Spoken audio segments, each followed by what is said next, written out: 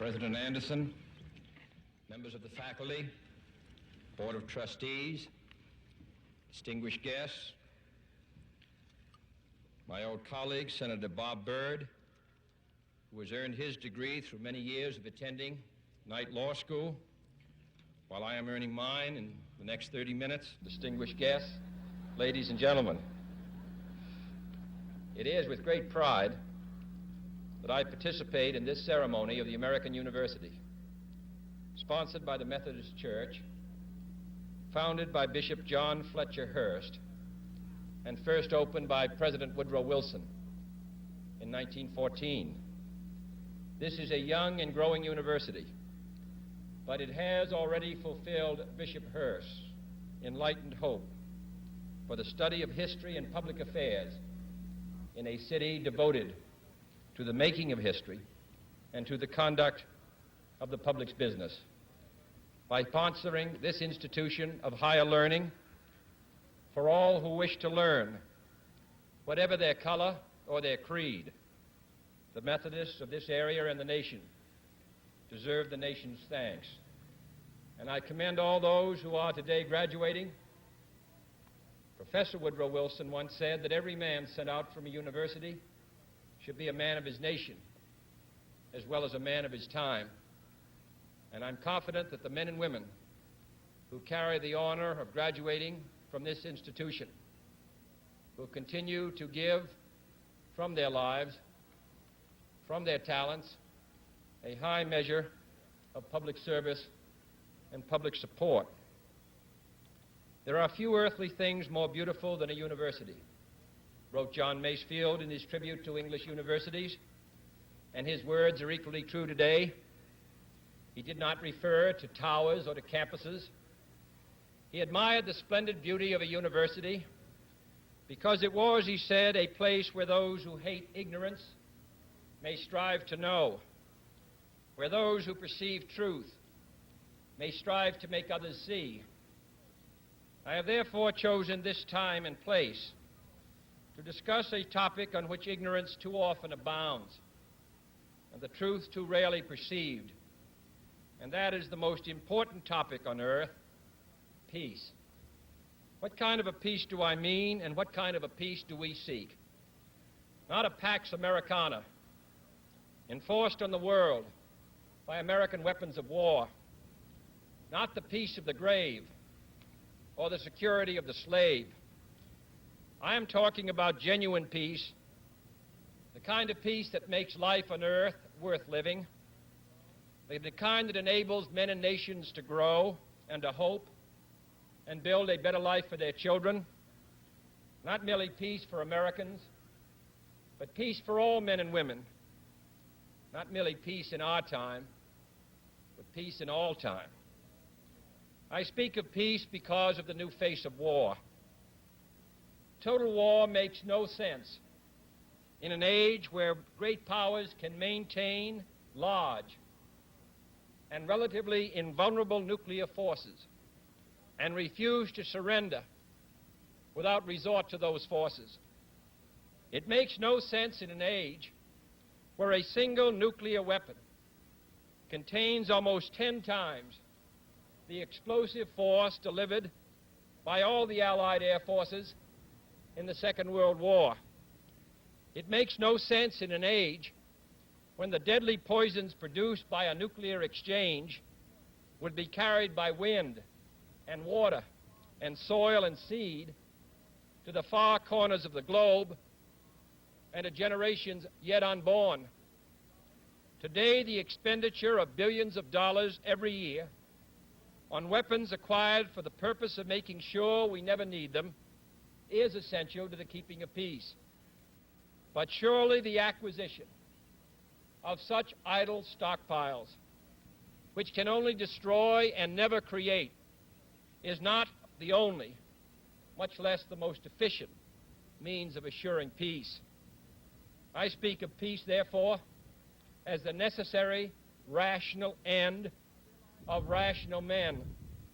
I realize the pursuit of peace is not as dramatic as the pursuit of war, and frequently the words of the pursuers fall on deaf ears, but we have no more urgent task. Some say that it is useless to speak of peace or world law or world disarmament, and that it will be useless until the leaders of the Soviet Union adopt a more enlightened attitude. I hope they do. I believe we can help them do it. But I also believe that we must re-examine our own attitudes as individuals and as a nation, for our attitude is as essential as theirs. And every graduate of this school, every thoughtful citizen who despairs of war and wishes to bring peace should begin by looking inward, by examining his own attitude towards the possibilities of peace, towards the Soviet Union, towards the course of the Cold War, and towards freedom and peace here at home. First, examine our attitude towards peace itself. Too many of us think it is impossible. Too many think it is unreal. But that is a dangerous, defeatist belief. It leads to the conclusion that war is inevitable, that mankind is doomed, that we are gripped by forces we cannot control. We need not accept that view. Our problems are man-made. Therefore, they can be solved by man, and man can be as big as he wants. No problem of human destiny is beyond human beings. Man's reason and spirit have often solved the seemingly unsolvable, and we believe they can do it again. I am not referring to the absolute, infinite concept of universal peace and goodwill, of which some fantasies and fanatics dream. I do not deny the value of hopes and dreams, but we merely invite discouragement and incredulity by making that our only and immediate goal. Let us focus instead on a more practical, more attainable peace, based not on a sudden revolution in human nature, but on a gradual evolution in human institutions, on a series of concrete actions and effective agreements which are in the interests of all concerned. There is no single simple key to this peace, no grand or magic formula to be adopted by one or two powers. Genuine peace must be the product of many nations, the sum of many acts. It must be dynamic, not static, changing to meet the challenge of each new generation. For peace is a process, a way of solving problems. With such a peace, there will still be quarrels and conflicting interests, as there are within families and nations. World peace, like community peace, does not require that each man love his neighbor. It requires only that they live together in mutual tolerance, submitting their disputes to a just and peaceful settlement. And history teaches us that enmities between nations, as between individuals, do not last forever. However fixed our likes and dislikes may seem, the tide of time and events will often bring surprising changes in the relations between nations and neighbors. So let us persevere. Peace need not be impractical, and war need not be inevitable. By defining our goal more clearly, by making it seem more manageable and less remote, we can help all people to see it, to draw hope from it, and to move irresistibly towards it. And second, let us re-examine our attitude towards the Soviet Union. It is discouraging to think that their leaders may actually believe what their propagandists write.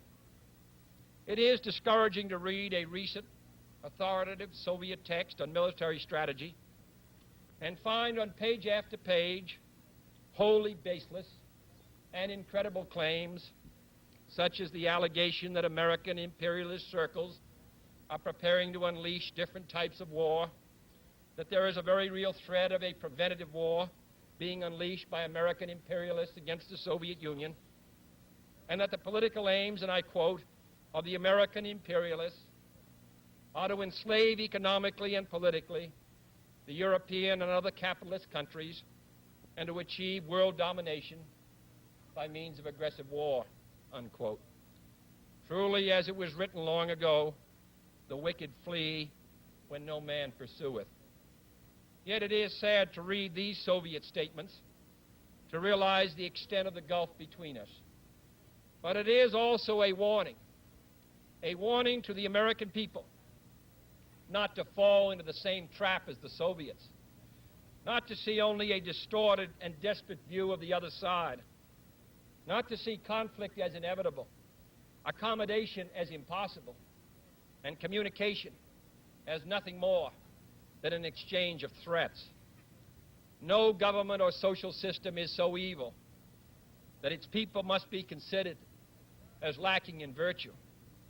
As Americans, we find communism profoundly repugnant as a negation of personal freedom and dignity. But we can still hail the Russian people for their many achievements in science and space, in economic and industrial growth, in culture, in acts of courage. Among the many traits the peoples of our two countries have in common, none is stronger than our mutual abhorrence of war. Almost unique among the major world powers, we have never been at war with each other. And no nation in the history of battle ever suffered more than the Soviet Union in the Second World War. At least 20 million lost their lives. Countless millions of homes and families were burned or sacked. A third of the nation's territory, including two-thirds of its industrial base, was turned into a wasteland, a loss equivalent to the destruction of this country east of Chicago. Today, should total war ever break out again, no matter how, our two countries will be the primary target. It is an ironic but accurate fact that the two strongest powers are the two in the most danger of devastation. All we have built, all we have worked for, would be destroyed in the first 24 hours. And even in the Cold War, which brings burdens and dangers to so many countries, including this nation's closest allies, our two countries bear the heaviest burdens. For we are both devoting massive sums of money to weapons that could be better devoted to combat ignorance, poverty, and disease. We are both caught up in a vicious and dangerous cycle, with suspicion on one side breeding suspicion on the other, and new weapons begetting counter-weapons. In short, both the United States and its allies, and the Soviet Union and its allies, have a mutually deep interest in a just and genuine peace and in holding the arms race. Agreements to this end are in the interests of the Soviet Union as well as ours, and even the most hostile nations can be relied upon to accept and keep those treaty obligations, and only those treaty obligations, which are in their own interest. So let us not be blind to our differences, but let us also direct attention to our common interests and the means by which those differences can be resolved. And if we cannot end now our differences, at least we can help make the world safe for diversity. For in the final analysis, our most basic common link is that we all inhabit this small planet. We all breathe the same air. We all cherish our children's futures, and we are all mortal. Third, let us re-examine our attitude towards the Cold War, remembering we're not engaged in a debate, seeking to pile up debating points. We are not here distributing blame or pointing the finger of judgment. We must deal with the world as it is, and not as it might have been had the history of the last 18 years been different. We must therefore persevere in the search for peace in the hope that constructive changes within the communist bloc might bring within reach solutions which now seem beyond us. We must conduct our affairs in such a way that it becomes in the communist interest to agree on a genuine peace. And above all, while defending our own vital interests, nuclear powers must avert those confrontations which bring an adversary to a choice of either a humiliating retreat or a nuclear war. To adopt that kind of course in the nuclear age would be evidence only of the bankruptcy of our policy or of a collective death wish for the world. To secure these ends, America's weapons are non-provocative, carefully controlled, designed to deter, and capable of selective use. Our military forces are committed to peace and disciplined in self-restraint. Our diplomats are instructed to avoid unnecessary irritants and purely rhetorical hostility, for we can seek a relaxation of tensions without relaxing our guard. And for our part, we do not need to use threats to prove we are resolute. We do not need to jam foreign broadcasts out of fear our faith will be eroded. We are unwilling to impose our system on any unwilling people, but we are willing and able to engage in peaceful competition with any people on earth. Meanwhile, we seek to strengthen the United Nations to help solve its financial problems, to make it a more effective instrument for peace, to develop it into a genuine world security system, a system capable of resolving disputes on the basis of law, of ensuring the security of the large and the small, and of creating conditions under which arms can finally be abolished. At the same time, we seek to keep peace inside the non-communist world, where many nations, all of them our friends, are divided over issues which weaken Western unity, which invite communist intervention, or which threaten to erupt into war. Our efforts in West New Guinea, in the Congo, in the Middle East, and the Indian subcontinent have been persistent and patient, despite criticism from both sides. We have also tried to set an example for others by seeking to adjust small but significant differences with our own closest neighbors in Mexico and Canada. Speaking of other nations, I wish to make one point clear. We are bound to many nations by alliances. These alliances exist because our concern and theirs substantially overlap. Our commitment to defend Western Europe and West Berlin, for example, stands undiminished because of the identity of our vital interests. The United States will make no deal with the Soviet Union at the expense of other nations and other peoples, not merely because they are our partners, but also because their interests and ours converge. Our interests converge, however, not only in defending the frontiers of freedom, but in pursuing the paths of peace.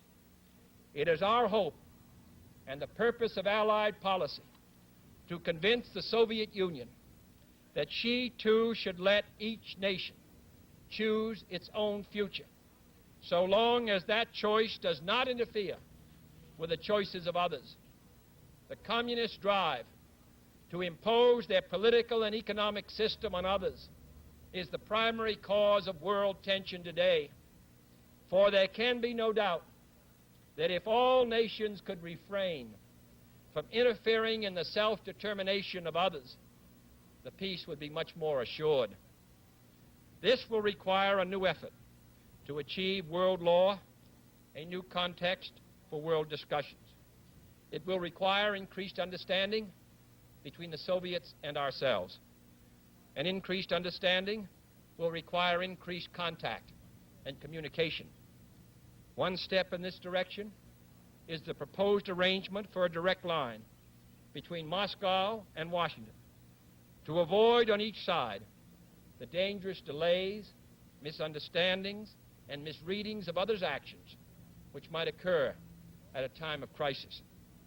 We have also been talking in Geneva about our first step measures of arms controls, designed to limit the intensity of the arms race and reduce the risk of accidental war. Our primary long-range interest in Geneva, however, is general and complete disarmament, designed to take place by stages, permitting parallel political developments to build the new institutions of peace which would take the place of arms. The pursuit of disarmament has been an effort of this government since the 1920s. It has been urgently sought by the past 3 administrations. And however dim the prospects are today, we intend to continue this effort, to continue it in order that all countries, including our own, can better grasp what the problems and the possibilities of disarmament are. The only major area of these negotiations where the end is in sight, yet where a fresh start is badly needed, is in a treaty to outlaw nuclear tests. The conclusion of such a treaty, so near and yet so far, would check the spiraling arms race in one of its most dangerous areas. It would place the nuclear powers in a position to deal more effectively with one of the greatest hazards which man faces in 1963, the further spread of nuclear arms. It would increase our security. It would decrease the prospects of war. Surely this goal is sufficiently important to require our steady pursuit, yielding neither to the temptation to give up the whole effort, nor the temptation to give up our insistence on vital and responsible safeguards. I'm taking this opportunity, therefore, to announce 2 important decisions in this regard. First, Chairman Khrushchev, Prime Minister Macmillan, and I have agreed that high-level discussions will shortly begin in Moscow, looking towards early agreement on a comprehensive test ban treaty. Our hope must be tempered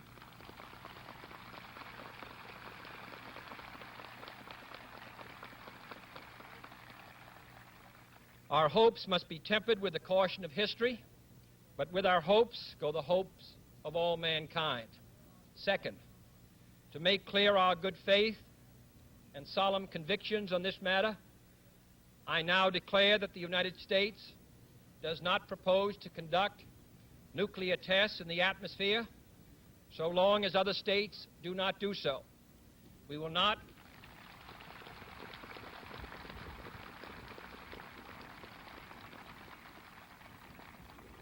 not be the first to resume. Such a declaration is no substitute for a formal binding treaty, but I hope it will help us achieve one. Nor would such a treaty be a substitute for disarmament, but I hope it will help us achieve it. Finally, my fellow Americans, let us examine our attitude towards peace and freedom here at home. The quality and spirit of our own society must justify and support our efforts abroad. We must show it in the dedication of our own lives. As many of you who are graduating today will have an opportunity to do by serving without pay in the Peace Corps abroad or in the proposed National Service Corps here at home. But wherever we are, we must all, in our daily lives, live up to the age-old faith that peace and freedom walk together. In too many of our cities today, the peace is not secure because freedom is incomplete. It is the responsibility of the executive branch at all levels of government, local, state, and national, to provide and protect that freedom for all of our citizens by all means within our authority. It is the responsibility of the legislative branch at all levels, wherever the authority is not now adequate, to make it adequate.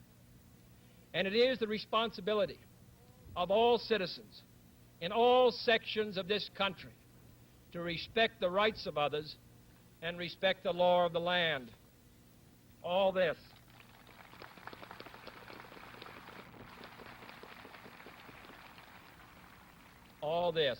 is not unrelated to world peace. When a man's way please the Lord, the Scriptures tell us, he maketh even his enemies to be at peace with him. And is not peace, in the last analysis, basically a matter of human rights? The right to live out our lives without fear of devastation, the right to breathe air as nature provided it, the right of future generations to a healthy existence. While we proceed to safeguard our national interests, let us also safeguard human interests. And the elimination of war and arms is clearly in the interests of both. No treaty, however much it may be to the advantage of all, however tightly it may be worded, can provide absolute security against the risks of deception and evasion. But it can, if it is sufficiently effective in its enforcement, and it is sufficiently in the interest of its signers, offer far more security and far fewer risks than an unabated, uncontrolled, unpredictable arms race. The United States, as the world knows, will never start a war. We do not want a war. We do not now expect a war. This generation of Americans has already had enough, more than enough, of war and hate and oppression.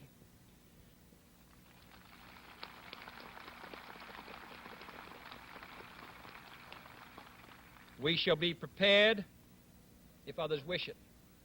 We shall be alert to try to stop it. But we shall also do our part to build a world of peace where the weak are safe and the strong are just. We are not helpless before that task or hopeless of its success. Confident and unafraid, we must labor on, not towards a strategy of annihilation, but towards a strategy of peace.